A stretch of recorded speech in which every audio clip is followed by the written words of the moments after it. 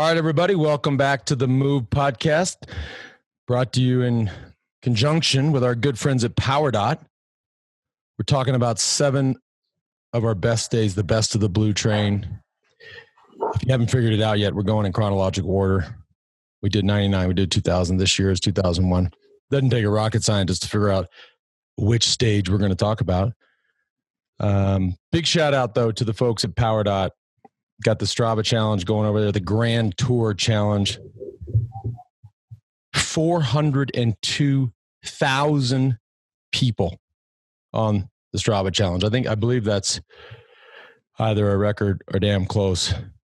I am joined by, in top left of my screen, Mr. George Hincapie, who is really taking it to another level. I don't know what you're into over there in South Carolina with the axe and the chopping wood. That seems like bullshit to me. I think people either buy wood or pay people to chop wood. I know you're not. You're a diva. You don't chop wood. Hey, 30 years of staring at power meters and doing all this training, and you're back on your bike going for PRs and all this stuff. I need to mix it up. I got to keep it fresh. I want to stay fit. I want to come at you with everything I got. I'd either cut back on some of the calories or just a little more ab work. Or maybe the light. JB, could it have been the lighting? It was just a little soft. Oh, that's just cold. Okay. Because cold. This right here is common. You saw my post about the Oura ring monitoring all that. I've just got it dialed. Okay. Anyways, also JB Hager in Austin, the other JB, Johan Brunel, with all the birds in the background over in Madrid. Johan, how is it over there? Give us a 30-second on, I know Europe, and especially Italy and Spain was hit super hard with COVID. How is it now? Are you guys it's okay. Some relief? Right now it's okay. It's okay. Although the expectations are that it's not going to stay the way it was. People can't people can't control themselves. So there's certain parts of Spain that reportedly will go back into quarantine, which is obviously not a good sign. Here in Madrid, everything's fine for the moment. I'm speaking a lot to my family in Belgium. Everything's fine there too. Cycling races have started again there with public normally. My nephew, who is an under 23 rider, started last weekend, and that was just a normal race. He won it, by the way. Good job. Yeah. We're working on a new one. But yeah, it's okay. It's okay for the moment. It's better than over there. That's for sure. No, we're it's not good. Anyhow, today's show, not just in conjunction with, but brought to you by PowerDot. We speak about it all the time. We are investors over at Next Ventures. That's because we love it. Last time I talked about it, I'd just done this killer ride with our old friend Robin Thurston from Eagle over to Aspen, and I couldn't move. Like, George, that's probably the only next day you had a chance. But this is the only thing to save the low back. I'm telling you, it's a game changer, not just for cycling, but for so many other sports, just crushing it on the business front. And I love, too, how they've really been able to engage with the audience. Again, 402,000 people in the Strava Challenge. There was a dude, I think he'd ridden what did Higgs told me? It was crazy how many miles the guy had ridden in a week. It was like 200 miles a day. I was like, fuck that. Anyhow, starts at just $199, 30-day money back guarantee. Most of these people that support us, they're so confident in their stuff, they give your money back if you don't like it, which is cool. So go to powerdot.com/themove, 20% off. They've also teamed up with Feeding San Diego. They're based in San Diego. Eric, the founder's wife, very involved with Feeding San Diego and Feeding America. They donate 40 meals for every PowerDot Duo purchase. That's a lot. Think about that. Thanks to PowerDot. powerdot.com/themove. Today's show also brought to you by the Oura ring, which I'm super proud. I'm proud on a lot of levels because I was sort of poking the bear with George last night. I've been following and monitoring my sleep. And I got to tell you, and those, friends and whatever, I've really cut back on the booze. It's been, mostly because I wanted to kick George's ass, but I just wanted to dial it in when it felt like the world was going crazy. So I did 3 months, nothing. And then I've had a couple glasses of wine since, but the difference in my... Oh, you're back to a couple glasses of wine? I didn't know this. There's hope for me now. There's hope. There's a little... Okay, well, then I'll go back. I'll do 3 more months. No. You know what? This is... Because you get very cranky if you don't have a couple glasses. So I need you to have a couple glasses, especially if I'm going to spend the whole month with you in August. Well, in the vein of talking about the 2001 Tour de France, George, I think it's only appropriate that I give you a little rope-a-dope. All right, let you think you're coming. Like all these fuckers in 01, they thought they had us. He's, bad day. They thought no. So this is again one of the stages that we will not see 1 minute of George Hincapie. Correct. Johan, I'm actually happy you brought that up because that's in my notes. And actually, can I get a little love here? I've been part of seven of these wins.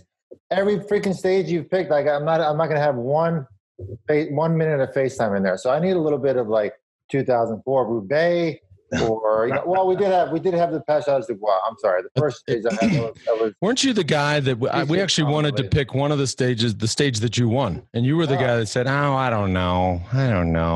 Why was that, George? Why didn't you want to? I'm not good at I don't love talking about past races. I love talking about current races. This has been fun, so I'm getting more used to it. Can I go back to doing a little bit of business? You guys can have your y'all can actually talk about this some other time. But the Oura Ring gives you 3 daily scores, right? So your readiness score, your sleep score, and your activity score. So it's widely known as a sleep tracker. It's also an activity tracker. But the readiness score, you basically just wake up and it just tells you, if you had 5 hours, a hard ride with intervals on the schedule and you didn't recover, it says you're not ready. But I love to dig deeper. I dig deeper on body temp, which has been really the biggest breakthrough that we've seen there with regards to COVID and predicting the onset of the illness. Respiratory rate, heart rate variability, sleep cycles, stages, time, movement. And then my favorite is latency. I love to just fuck with people on latency. Latency means how long it takes you to go to bed. And most people lay around for like 15, 20 minutes and then they go to sleep. Mine's like 3 minutes. Like if I see the pillow, I'm going to sleep. That's it. I'm out. Lance, correct me if I'm wrong. Now, not only does it tell you if you really did a hard 5-hour ride, but if you drank 5 glasses of wine or more, and then that's probably going to affect your recovery score the next day more than any kind of workout that you did. 100% on this. It'll affect your sleep score. So your heart rate, alcohol is really the worst thing for sleep. And I hate to say that because you guys and gals know I love alcohol, but heart rate will be 10 beats higher. Heart rate variability will be all over the place. Your levels of deep and REM sleep will be completely shot. And you'll just see movement through the night. Anyways, I've cut all that out in anticipation of the next showdown with Axeman over there. But go to auraring.com. They've also announced a cool new partnership with the NBA. So when the NBA rolls out soon in the quote unquote bubble, players, coaches, all staff members will have the ring. So really be able to monitor all these vital things. So auraring.com. Also today brought to you by Roca, founded by athletes, for athletes out of Austin, Texas. I was on a ride. I went road this morning with my buddy Mark Pincus, who people that follow the tech world, started Zynga and just a serial entrepreneur, great guy. The amount of Rocas, we climbed up to Ashcroft, and so I see everybody coming down, so now I'm back.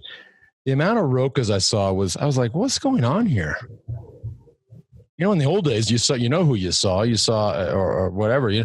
I was seeing Rocas everywhere. It's so sick. I loved it. And then, of course, you get to be a little older and you got to wear the readers. You got all these things. This is the Matador, their new shade. It is just awesome. Lens quality is the best out there.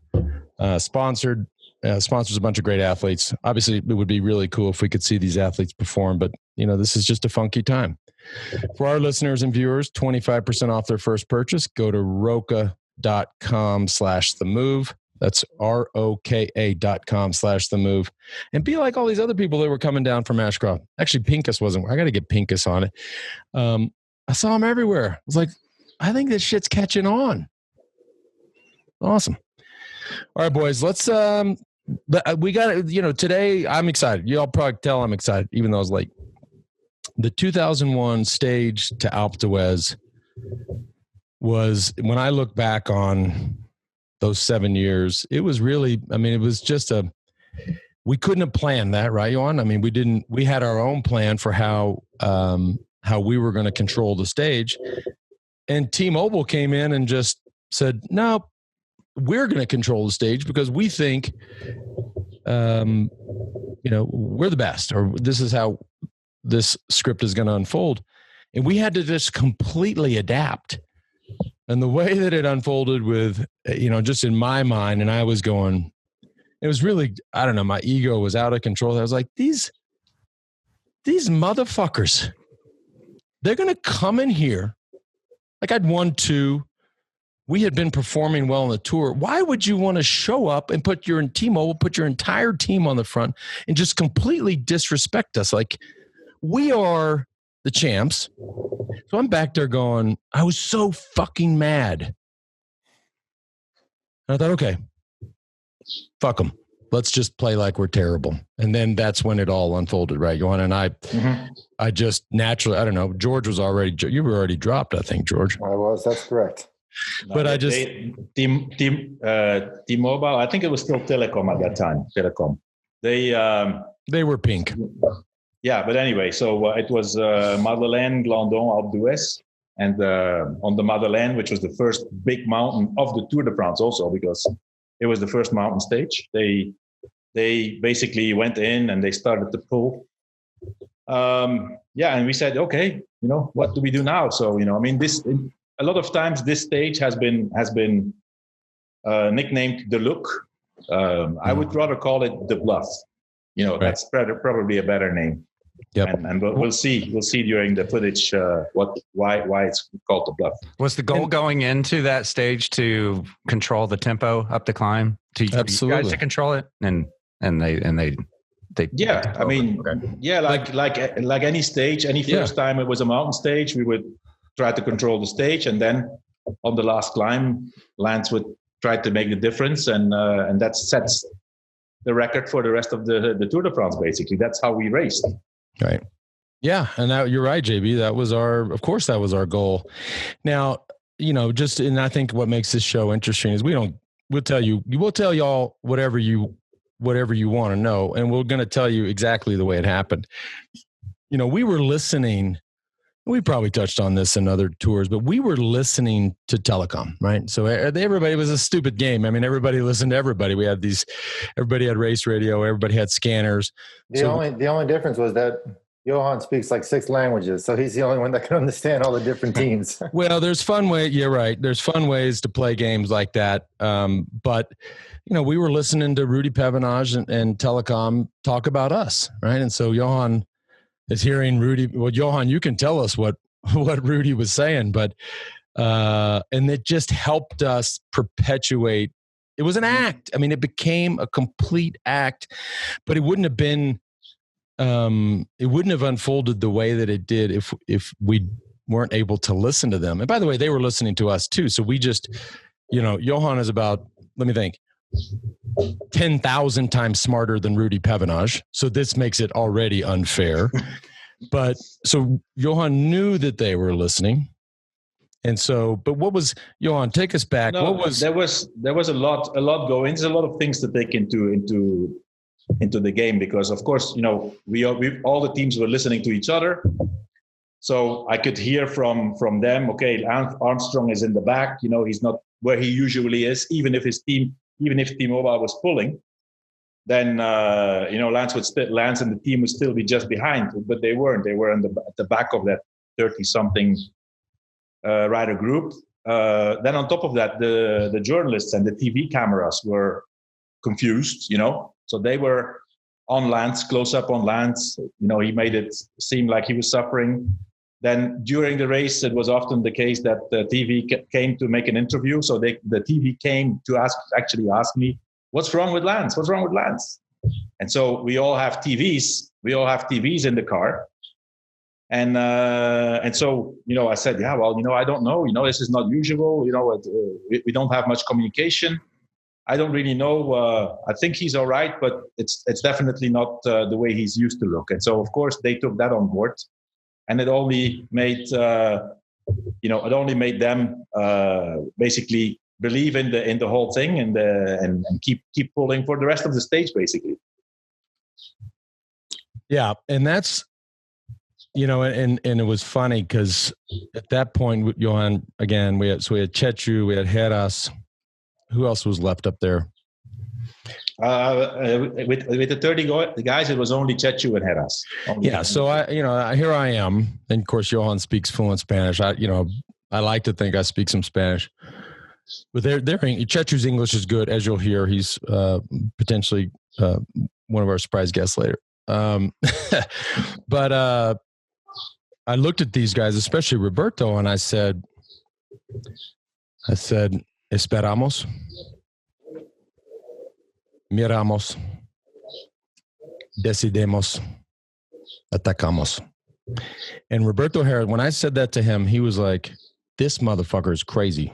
He's crazy. He first of all, he probably said that didn't make any sense, but he was like, this guy is completely acting. And he's telling me he's going to wait and watch and attack. Hold up. New t-shirt. I love it. That's our new t-shirt. Snap. George, let's do it. You are the merch king. You would think you might even have a future Coming soon, baby. You might even have a future in the clothing business if I didn't know. But so you're right. Esperamos, miramos, decidemos, atacamos. I like it. And that's what we did. And but I'm sure Harris was looking at me like, wait a minute, this guy is about to get dropped. And now he's telling me he's going to wait around, he's going to watch, and then he's going to decide, and then he's going to attack. Like, has he lost his mind? Right? And you'll see it all. We have, that's what we do. We're going to watch the footage. As we're going through this footage, point out the stuff that was acting and what was real. Oh, okay. By the way, it fooled everybody. The only Tevene was the only guy not fooled, right? Right, Johan? I don't remember that, but Tevene was on French TV, and he was the only guy. Everybody's like, "Oh, bonjour, whatever the fuck they say, bad day." And Tevene said, I think this guy's acting. I don't believe it." Yeah, some bitch was right. Rest in peace, Paul Sherwin, who knew you better than pretty much any journalist out there, said you were on a disaster of a day. Was his quote? Yeah. So you had everybody told. I'm excited now. God, let's go. Let's roll. Let's go. Okay. Yeah. So 208-kilometer stage, first mountain stage in the Alps, and as you see, Col de la Madeleine, which is super long from that side. And then Col du Glandon, which actually is Glandon and Croix de Fer together, the last part. Yep. And then the Iron Cross. Yeah. And then the downhill and the last climb, Alpe d'Huez. Those are three titans of the Alps. I mean, that's about as hard as it gets. Yeah, that's a real day. They don't do days like that much anymore. Madeleine is, by the way, is a very hard climb. Just long. Never lets up. This is already the downhill of the Madeleine. So we've done the Madeleine and we are going towards the Glandon now. And so we had Telekom pulling the whole Madeleine. You were in the back. Lance was in the back with Chechu around him and Heras and some other teammates getting dropped. Here we have Pevenage giving some drinks to Kevin Livingston. And Telekom was pulling to get rid of us. I mean, we all got dropped on the Madeleine, so they achieved that early part of their goal for the stage. Mm-hmm. That's a pretty tricky spot to be loading up on drinks. Yeah, so I guess this is probably the beginning of the Glandon now. So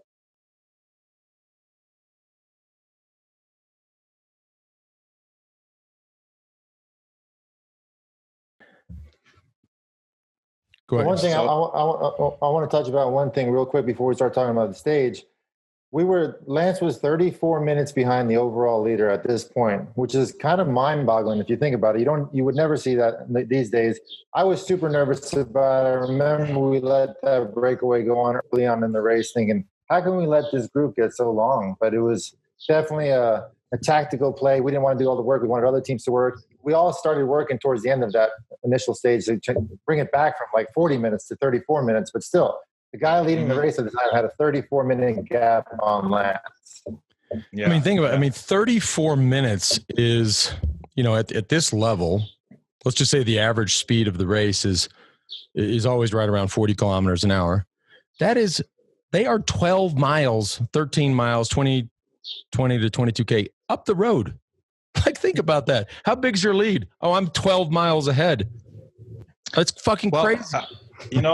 Funnily, I was never worried. I was never worried about that. I don't know who's in the lead here in this stage. That's okay. That's Jens Hepner. I thought. Yeah. No, but in the yellow jersey, but obviously he's not there anymore.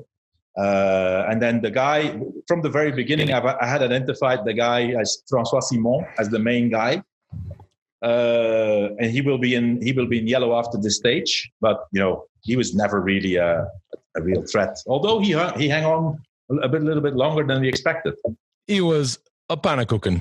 Let's be honest. Well, he's still racing, by the way. Another one who's still racing. Okay, then you just confirmed that he's a pannenkoeken. If he's still racing, I mean, if you're out racing or Everstein at fucking 40 years old, you're a pannenkoeken. I don't care. Fact. Yeah. So, but anyway, so look, here we have this is on the Glandon. We have T-Mobile or Telekom or whatever you want to call them pulling. We have Chechu there with Lance in the back. So really a very unusual view for everybody. And the only thing that I can imagine is that, it just enhances the motivation of T-Mobile to keep pulling. And you will see. What was Rudy saying? He was telling his guys, you're listening, wasn't he saying? Yeah, he's in the back. He's hurting. Yeah. I'm listening. He just told Johan that he's having a terrible day, which was all bullshit. But something like, okay, auf Deutsch ich sage es mal, ja. Also, gut so, Jungs, gut so. Lance ist scheiße, eh? Lance has scheiße Beine. Oh. Yeah, shit legs. I said, oh, great. It works. You know what else? You see that little trophy back up there? I say it every day. You see that little thing right there? See where my pin is? You got to be watching to see it. See that? Oh, that's what they give you when you win the Tour de France. So there's 7. Nobody ever came pick them up, so I still got them. But there's one of them. If I went like this, almost deserve, what's the little man called when you win the Academy Award? It needs to be on that side. Wouldn't that be dope? Yeah. So, but anyway, so back to the race. So we have Hepner who's pulling. This is and you'll see they will lose their guys that they were supposed to use in the valley, because now they're at a point where basically they took the initiative of the race and they have to keep pulling till the bottom of Alpe d'Huez, because that's and on top of that they're convinced that Ulrich has a great day and Lance has a terrible day. And this was in a super team. I mean, between Hepner, Clody, Ulrich, Kevin, Vinokurov. I mean, this was a super squad. Yeah, yeah. But they're look here. This is a good example of cameras focusing on Lance. This is obviously not normal. There's going to be a little bit of a grimace, I think. Sylvain Chavanel, just on my right shoulder. Yeah, there's the grimace. They had never seen that before. Well, we never would have been that far back. I mean, even if another team took the initiative, I would have been right on their wheel, right? So to be 40 deep, there's Bobby Julich. I'd have been 40 deep, right? And so, but also, I think you did a great acting job there, because as a part of this facial expression, you can kind of see a little bit on your style, because the directors amongst you can kind of see at the style of a rival or one of your rivals, if they're okay. I could perfectly see when Ulrich was about to crack. The way he went deeper and deeper and deeper, and then he was kind of cracking. So Look at that. You know, Look here here. you see. Let's replay the grimace. I mean, guys, this is a fucking Academy Award. I mean, George, I know you don't like saying nice things about me, but you better be. Come on. It's quite impressive. And not only that, but when you're in the fray back there in 30th or 40th position on a climb, it's so distracting because there's people getting dropped, there's people getting out of the saddle, throwing their bike back. Like somebody like you needs to be in third or fourth wheel to be able to climb efficiently and comfortable. So you were actually playing a really good game there. Look, just a little mention. This guy here, 69, also an ex-teammate of ours, and may he rest in peace, Steve Vermouth. He was 1 year on the team, I guess, or 2 years. Can we get our surprise guest on? I mean, I think now is a good time. Yeah, I think it would be good to get the surprise guest on. Well, let's bring him in. I mean, JB, is that doable to bring in? You want to bring in? Let's bring in Kevin Livingston, who's right here in second wheel. Is Kevin? That's right. I mean, he's a prominent figure in this act that we're watching. So obviously, Kevin was on our team for 2 years, and at the time, I referred to him as a defector. He went to Telekom, and fortunately, I pulled my head out of my ass and realized he's actually an awesome sumbitch and a great friend. So, Kevin, thanks for coming on, and we're just sort of setting this up, and then we'll jump into where you're the lead actor here for a while. Sounds good. Thanks for having me on. So as Johan set this up for us, but so here we are on the Glandon.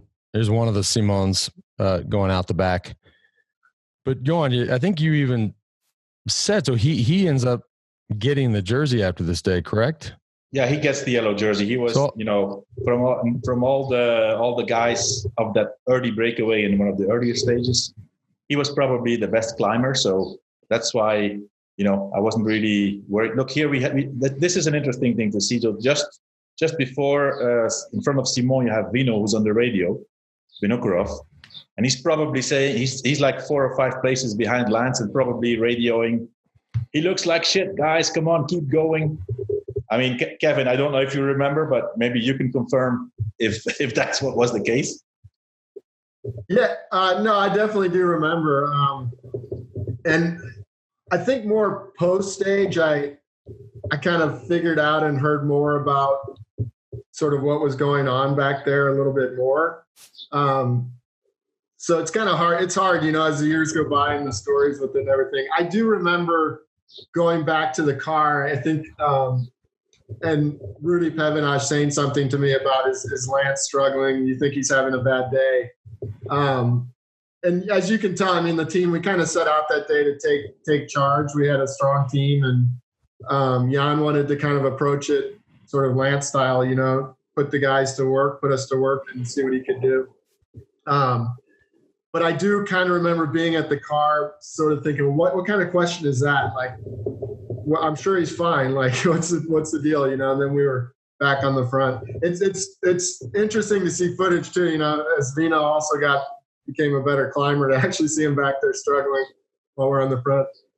Yeah. Look, this is Chechu coming back for bottles. And I remember Chechu saying, "Hey, he looks bad, but he feels great." I remember he says that. He said that in the car. So, but anyway, what I was saying before, look, here you guys, obviously you guys are down to 3 guys. So I think that the fact that Lance was showing or trying to show that he wasn't feeling great, there must have been some kind of overexcitement in Telekom. Because at the end, if you look at the end of this climb, it's only Kleuden who's pulling. It's only Kleuden and the rest is gone. Yes. And you actually have to do a crazy downhill to come back. This is the top of the Glandon already. And there's nobody left except Kleuden. Yeah, like in here, I was even surprised. I was like, how did I come back? I mean, I'm like barely moving right there. I had another struggle that day that not many people know about. I've got do tell. I'm riding these Campy Bora carbon wheels. Like nobody was riding those then. Look at the wheels you guys were on. And my brake pads wore off on the descent off the Madeleine. And so at one point here, I wanted to change bikes. and we were climbing, and the team was like, you don't need brakes. We're going uphill. And I actually forgot about it. And then when I got to the top, I realized, I was having to pull my brakes all the way to the bars to get the bike to react. But yeah, you're probably right, Johan. I think we probably got a little overexcited, and you could tell we did. I guess down the valley, we ended up with Kloden, myself, and Vinokurov finally before the Alps. So. And Hapner probably. Not to not just because you guys are having me on the show, but it's just an example of when I was in the team, and then what you got, what sort of the team continued to do through all Lance's victories. It just the being on point with the teammates, and how you work with each other, and just using like every possible bit out of each guy, and not being in a rush to sort of want to show yourself and take over and sort of be the hero of the team, and that, when you miss that, even with a really strong team, it just doesn't work. So yeah. We had a really strong team. That Telekom team was stacked that year, but again, if you're not dialed in, it's gonna be hard to win. Even have I find it very, very wrong, with a team like that a guy like Kloden, who's number 2 basically on T-Mobile, that he has to set the pace here. So obviously before on the Madeleine and the beginning of the Glandon, you guys did things not the right way, because you should have 3 or 4 riders here. If you want to take charge of the race. Yeah, and I'm sure Kloden was not happy about having to pull right there at that moment with such a long way to go on the stage. It was, sort of a very risky tactic. Yeah. But Clody is a true team guy. I've said this on other shows. I was like this day, I was like, this Clody guy, I don't like this guy at all. I can't stand this guy. And look at him. And then we became his teammate, 10 years later. And overnight, I was like, this is one of the greatest guys ever. Like, he's a total team guy, totally committed, very professional, and a great dude. I'm like, I'm such a dick. Like, why did I hate this guy? And he was such a good guy. Yeah. And Kevin, you were with him. He's a true team guy. And I think in this tour too, he's still young, he still had a lot of aspirations for him. And so it was still a little early in his career. Like you said, Johan, he was kind of queued up number 2 guy, but still a little bit inconsistent. So he did have to obviously in this tour, he's going to take the role, and he did. He was always willing to help Jan. They were really close friends. Sorry. So here we're already, we skipped straight to the bottom of Alpe d'Huez. So obviously, Kevin, we see you here pulling, setting a hard pace. And this obviously massive explosion. Look at people just going everywhere. The purpose was to set a hard tempo for Jan to attack, I guess. Yes. Yeah. Yeah, we rode hard in that valley. Yeah. Very hard. But I think, and Jan gets a double whammy here. Think about mentally how tough that is, where all of a sudden he thinks Lance is not having a good day, and then he just sees him right behind him, like ready to go.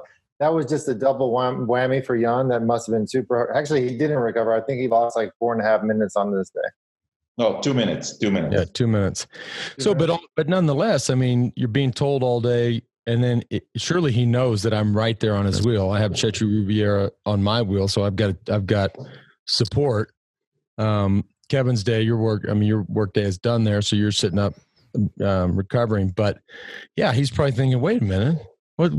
Maybe this guy's coming around, or maybe I don't know what he was thinking. But yeah, and by the way, Alpe d'Huez starts now you came around. Now you came around. So I guess this must be, obviously an acceleration in the pace. And on top of that, the mental blow, it must look at this. You think that's an acceleration? Look at this, a rocket ship. You guys are hang on. Should we bring in our other special guest now? Probably a good moment. Yeah. Let's dial up Chechu. Let's bring Chechu in here. While we wait on Chechu Rubiera, our other special guest, let's knock out a little business here. Today's show also brought to you by Kyoku, Kyoku, which I've never learned Japanese, but it means song in Japanese. But that's not what's important. Kyoku is a new recovery drink that is completely personalized. Like when I look at stuff all the time. the more personalized I can make it or have it, the better, right? Where nobody's the same, right? So whether you're guys or girls, or you're into CrossFit or cycling, or you're 4% body fat or 14%, but whatever, everybody's different. Kyoku has come up with this system where you go to Kyoku, KYOKU.com, click Get Started, take a free assessment. They completely personalize your recovery drink. And also, like a lot of other partners, 30-day money-back guarantee. If you don't set a PR while you're trying Kyoku, you get your money back. So at checkout, go to Kyoku.com. At checkout, type in the move for 20% off. JB, I know you've been playing around. You got any PRs? How we doing?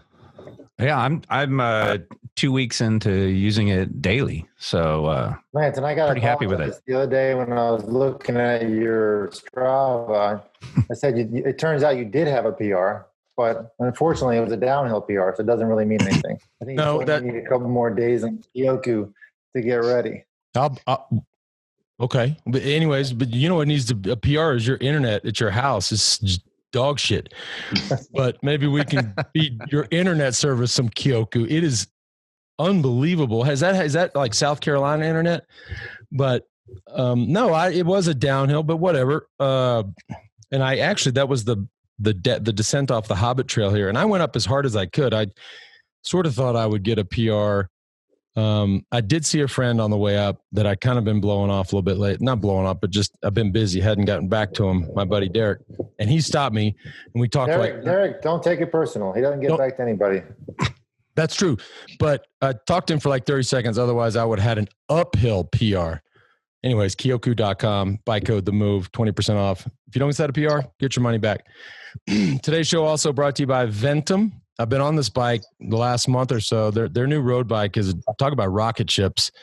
And it's cool to watch this footage because the bikes have changed so much. Like if we look at the bikes and the equipment and technology from back then, this is almost 20 years ago, right? And so now this Ventum bike, I can promise you will not see one cable on my bike.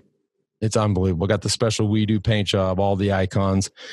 Ventum's also the official global bike partner of Ironman. Financing options available in North America. Most would argue that the bike business is going to go that way. It's about the same. I mean, it's almost as much as buying a car. Got to have financing. Trade-in program. Go to ventumracing.com/themove, 20% off. And also register to win a frame exactly like the frame I have. The other day I had it sitting here. It's out in the garage right now. I forgot to bring it in. But this thing's a rocket. It's a rocket ship. You want a nice, fast bike that looks badass? ventumracing.com/themove, 20% off. Have we got Chechu yet? Chechu. Hola, amigo. Hola, ¿cómo estás? Hola, Chechu. Muy bien, gracias. Cuatro cosas. Esperamos, miramos, decidimos y atacamos. Hombrecito.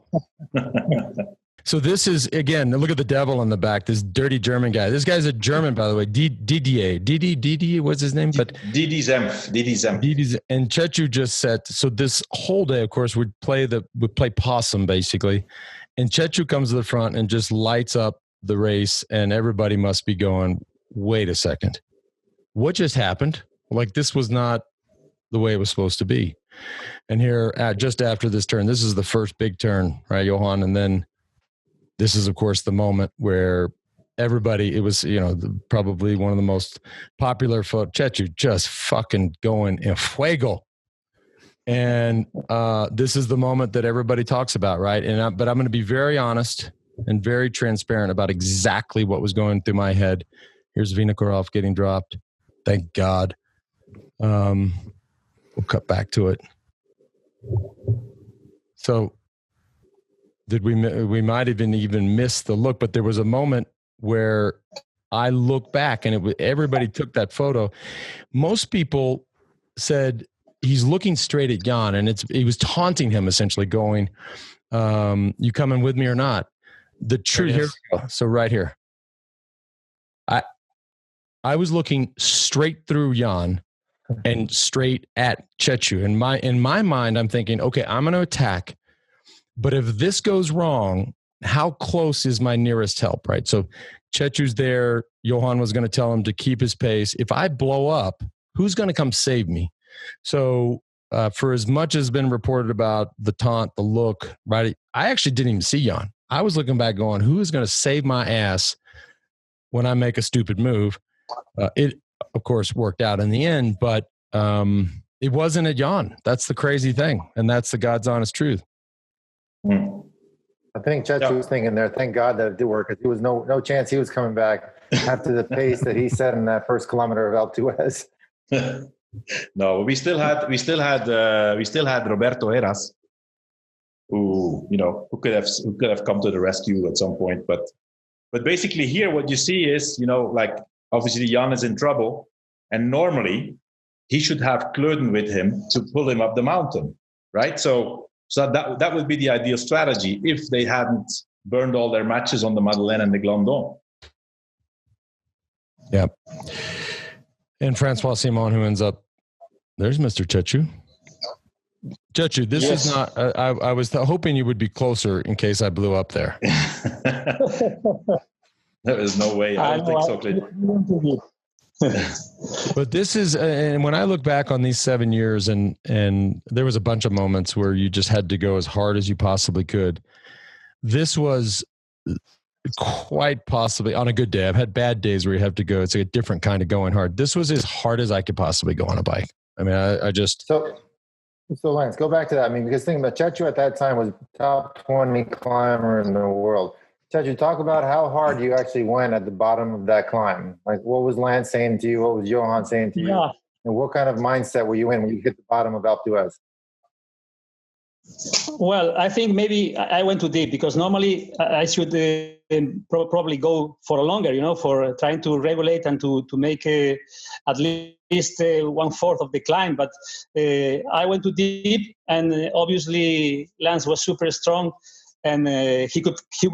It's something that I sometimes remember a lot, that he kept the same speed as I was able to do for 600 meters. He did it for 12Ks, or I don't know. So the main thing is that everything went fine. I mean, was perfect, but this was not prepared at all. No. Kevin, what was being said, if you can remember, because obviously the race radios, you hear the whole race, even if you're a minute down or 5 minutes down, you still, maybe if you're 30 minutes down like George was, you may not hear it. But what are you hearing in the T-Mobile race or Telekom race radio at that time?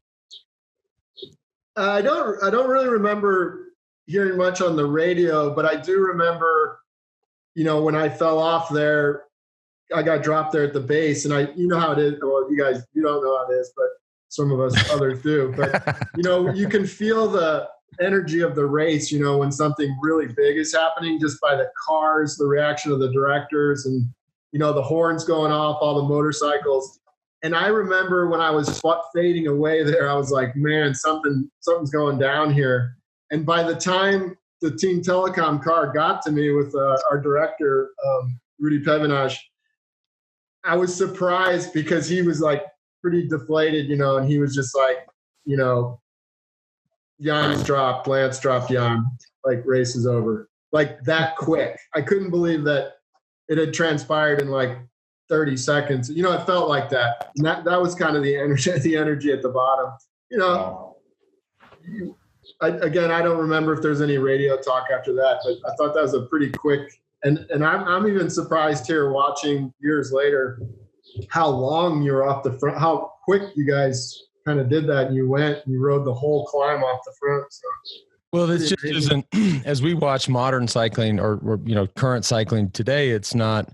And again, I think everybody on this call is fully honest with that generation. And, it was a different sport. The octane level was different.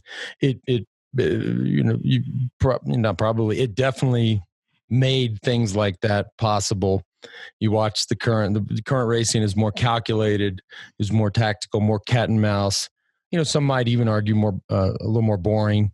But nobody's rolling up to Alpe d'Huez. I don't care if it's this year or 10 years from now, and going from the bottom. It's just, that's what Pantani, the great Pantani, did. That's what the other explosive climbers did, but people just don't. That just doesn't happen anymore, right? And so, and this, we all you cycling fans know, this is the Lambeau field of cycling. This is, in France, you have Alpe d'Huez and you have Mont Ventoux. Those are really the iconic venues, and this is one that's just, it's a special day for everybody. Even if you are in the Groupette, though, there's going to be close to 1 million fans on the side of the road, and it's just something that everybody gets up for.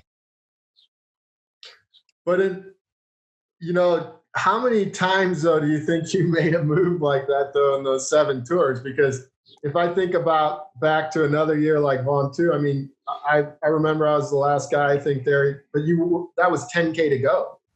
Yeah. There was a lot of times where you went pretty early. Yep.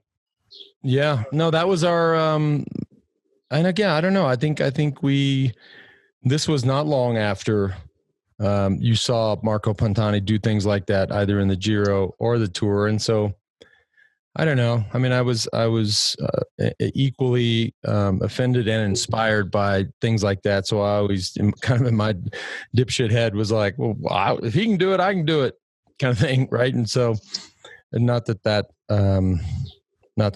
it was Laurent Roux, right, Johan? Yeah. Yeah, he's off the front. So he had been off the front all day long, and this poor sucker, he's a dead man walking. Yeah. He had. I think he had like 5 minutes at the bottom of Alpe d'Huez. And Chechu, for you, Chechu, because you're obviously listening to our radios, listening to Johan. I was probably talking a little bit. It's not that easy to talk when you're going as hard as you can. But what are you thinking as you've watched this stage unfold? I know, when I looked at you and Roberto on the Glandon, and I said, Esperamos, miramos, decidemos, atacamos. You looked at me like I was a 3-headed alien. You thought I was a crazy person. And so what were you thinking now as you're hearing the race happen? I don't know. Maybe I think that this was, for me, one of the nicest stages in the history of cycling, because the way you act during the whole race, pretending you were not going well, and this is what people expect when watch a sport. Surprise them. If they know who is going to win, there is no surprise. And for 2 times during the day, during that stage, you surprised all people who was watching TV. First, because they thought that you were going bad, you were not in good shape. And then when you react, and for me, as I told you, you saw just now, 600 meters was nothing. Maybe I was too deep from the beginning, and when the gas was over, I almost put my feet on the ground. And the rest of the climb, what I clearly remember is Johan giving you instructions and gaps on the radio. At the beginning, just a few seconds you took with Ulrich, and suddenly 20 seconds, 30 seconds, and you finished with almost 2 minutes. And that was clear in my mind, the going up Alpe d'Huez and enjoying, because I knew that you were winning the stage. I was happy because of my performance during the day. And even when things didn't look good at the beginning of the stage, especially in the Madeleine, with a big group of 25 or even 30 riders, and just Roberto and me were there with you, at the end, it was a perfect day. Yeah. The one thing I should add, and it has nothing to do with this, but Chechu, you probably know this, and George and Kevin, you can chime in. We raced with a bunch of, we were all just kind of kids from the field, for lack of a better, east side of Plano, George from the New York City, Kevin from the mean streets of St. Louis. Chechu was the smartest guy in the peloton. He was getting his degree, his college degree, as he raced professionally. He was the biggest and best gentleman in the peloton. Didn't matter what team you were on. I was always jealous. I'm like, why is everybody like this guy? Why can't everybody like me? Everybody loved you, Chechu, and it was awesome to be your teammate. Thank you, Lance. Yeah, I always said, if we can have one leader and 8 Chechus, that's the best Tour de France team. Don't tell George that. George, George, sorry. You do realize. Wait, hang on. one Lance, 4 Chechus, and 4 Georges. I was going to say, did you just forget George was on the phone with us? I'm sorry. I'm sorry. You didn't want By the way, this was these stages for us. Even though we were done, we were 30 minutes behind. We did a lot of work in the beginning. When we got to this final climb, at this point in the Tour de France history with Lance's wins, there was a shit ton of Americans there. And it was actually quite fun going up the climb because we're getting the radio reports from you guys. We're seeing what's happening. I mean, even though that stage was incredibly hard and we're all exhausted, it was exciting to go up the climb and know it was progressing, way up the road. And I just watched this stuff, and I had a friend stop by last night that I hadn't seen in years. And I don't, your hair gets gray like this, and it just happens. And it's not, but I watch this and I say, damn, that happened fast. Like he showed up last night. He's like, oh my God, what happened to your hair? That has nothing to do with the Tour de France. It's just, but as I watch this, I'm like, man. And I was watching, I told y'all the other day, watching with my youngest, Olivia. She was like, who's that? So embarrassing. And by the way, while we're talking about the Jan Ullrich, this guy is pure class as well. And go ahead. But you just saw the image of Lance, with the ear. Look, Ullrich has his earpiece hanging. I guess he was sick of listening to his DS. So he's no more communication. He just went as hard as he could, but didn't want to hear anything anymore. But Jan, that's the way Jan raced, right, Kevin? You were closer to him on the team, but he was not a data guy. He wasn't an input guy. He wanted to, if it were up to Jan, we'd all be on tricycles and nobody would be around. There'd be no power meters. There wouldn't even be training, actually, right? I mean, he was kind of a caveman. I remember he used to. He sat in the bus one day when he had good legs, and he looked down at his legs and he said, "Today I have big power in legs." That was his assessment of how he was feeling. But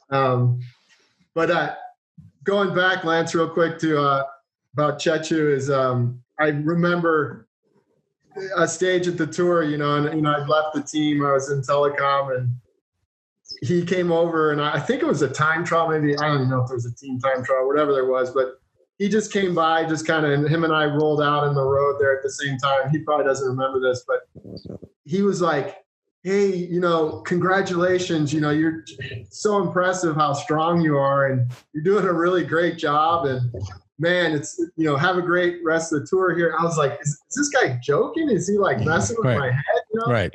And, but I felt like it was genuine. So I kind of felt him out, in the next couple of days and the rest of the race. And I don't know you very well, Chechu, but obviously that made an impression.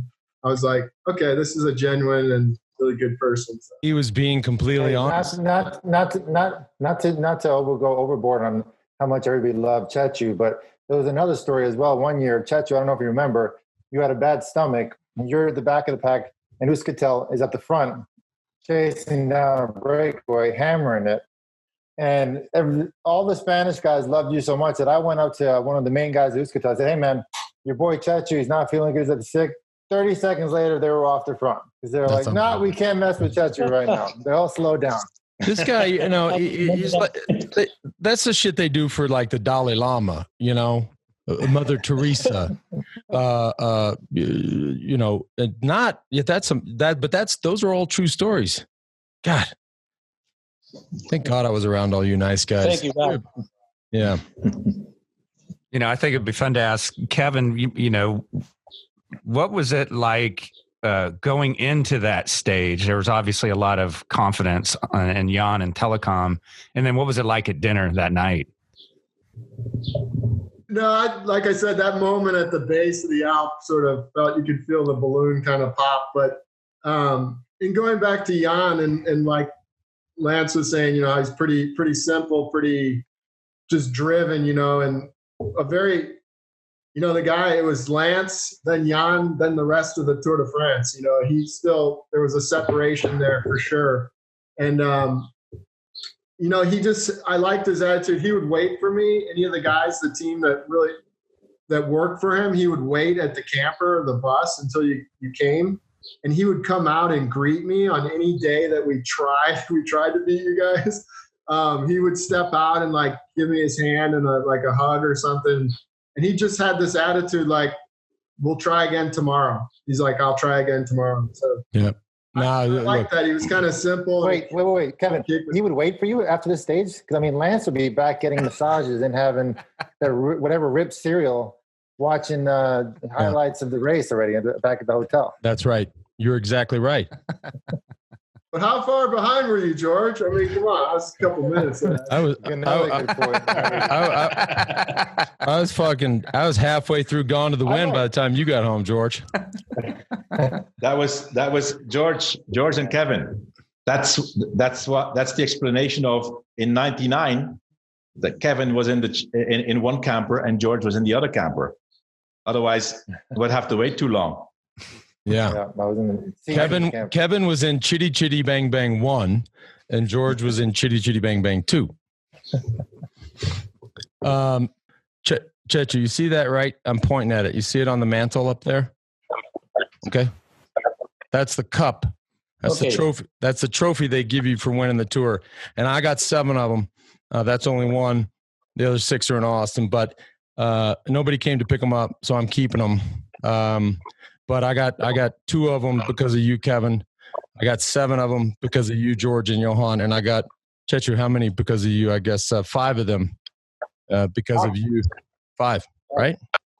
And so without such great friends and gentlemen and badasses, I got none. And so, and for you, JB Hager, every now and again, I would listen to you when I was dropping the kids off at school as you were the morning DJ in Austin. So that was inspirational, sort of.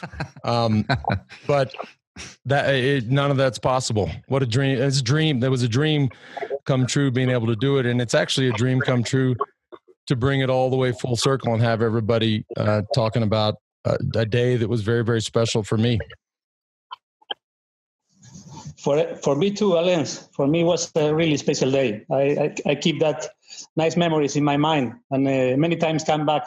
All those 5 tours with you, all the experience with so many people around the team, all those teammates. You just talk about George, but we could say so many during so many years with George. Ekimov, Pavel Parnos. We had such a nice team for many years that I really keep these memories in my mind. Yeah, great.